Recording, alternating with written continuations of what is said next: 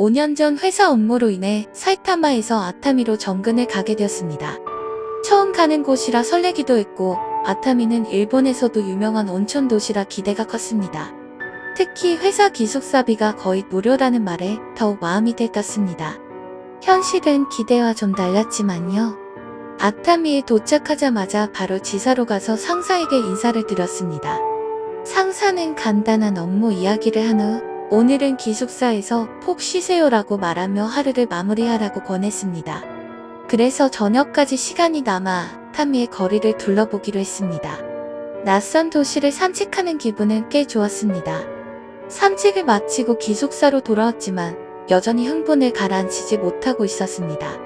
상사가 아타미는 야경이 참 멋져요라고 말했던 게 생각나 밤에 드라이브를 하며 야경을 즐겨보기로 했습니다. 밤 11시쯤 차를 몰고 아타미의 산길을 달렸습니다. 아타미는 고갯길이 많고 길이 꼬불꼬불해서 잘못 들면 쉽게 길을 잃기 마련입니다. 그렇게 나도 어딘가에서 길을 잃었지만 금방 돌아갈 수 있을 거라 생각하며 계속 운전했습니다. 하지만 길을 잘못 들어 더 낯선 곳으로 들어서게 되었고 그때부터 조금씩 불안감이 몰려왔습니다. 드라이브를 이어가다 보니 작은 터널 하나가 눈앞에 나타났습니다. 길이는 30m 남짓 한 짧은 터널이었는데 이상하게도 그 터널에 들어가는 순간 왠지 모를 두려움이 나를 덮쳤습니다. 마치 여기 들어가면 안 돼 라는 직감이 강하게 들었던 겁니다. 하지만 다른 선택지가 없었기 때문에 나는 그 본능을 무시하고 터널 안으로 차를 몰았습니다. 터널의 중간쯤에 도착했을 때 갑자기 차를 세우게 되었습니다. 차가 고장난 것도 아니었습니다. 터널 한복판에 아이들이 있었기 때문입니다. 5, 6명 정도 되는 아이들이 돌을 발로 차거나 공기놀이를 하며 놀고 있었습니다. 한밤중 텅 빈 터널 안에서 아이들이 놀고 있다는 사실에 머리가 멍해지며 순간적으로 공포가 엄습했습니다. 몸이 얼어붙고 비명조차 나오지 않았습니다. 심장은 콩콩 울리며 두려움에 떨렸습니다. 그때 아이들 중 한 명이 나를 바라보며 씩 웃었습니다. 그 커다란 웃음은 이를 활짝 드러낸 서늘한 웃음이었습니다.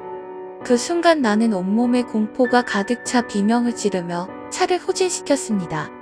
차가 터널 벽에 긁히며 불꽃이 튀었지만 나는 미친 듯이 후진을 계속해 겨우 터널 입구로 빠져나왔습니다. 그리고 곧바로 차를 돌려 기숙사로 돌아왔습니다. 다음날 출근해서 회사의 현지 직원에게 어젯밤의 일을 이야기했습니다. 그 터널을 지나 아이들이 있었다는 이야기를 하자 그 직원은 조용히 고개를 끄덕였습니다. 아, 그곳이군요. 그 터널을 지나면 니시키가오라로 가는 길입니다. 나는 그게 무엇이냐고 물었고 그는 담담하게 대답했습니다. 자살 명소입니다. 만약 내가 그 터널을 끝까지 지나갔다면 아마 바다로 추락했을지 모릅니다. 그날 차문은 엉망이 되었지만 그래도 무사히 돌아온 것만으로도 감사했습니다. 그리고 그곳에서 뒤따라오는 다른 차는 없었습니다. 돌아오는 길 내내 단 한 대도요. 이것이 내가 처음이자 마지막으로 겪었던 무서운 경험입니다. 니시키가오라는 시즈오카현 아타미시에 있는 해안선을 의미하는 것으로 절경으로 인해 관광 명소로 유명합니다. 하지만 아름다운 경치에도 불구하고 주변이 낭떠러지인 탓에 현재까지 500명 이상의 자살 사건이 보고된 곳이기도 합니다.